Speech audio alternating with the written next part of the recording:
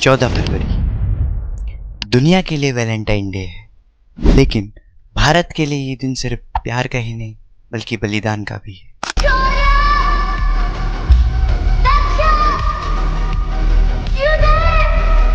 14 फरवरी 2019 Pulwama attack.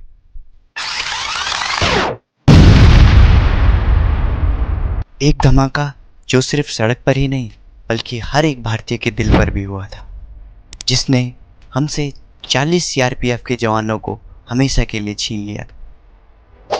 ये दिन हमें याद दिलाता है कि जब हम अपनी नॉर्मल लाइफ जी रहे हो तब हमारे जवान बॉर्डर पर जान रिस्क में रखे होते हैं। ये जो फ्रीडम हमारे लिए है उसकी कीमत कोई ना कोई चुका रहा होता है। इस 14 फरवरी सिर्फ एक फ़ोटो या स्टेटस ही नहीं, दिल से नमन करें उन शहीदों को, क्योंकि असली प्यार वही है जो देश के लिए हो। जय हिंद।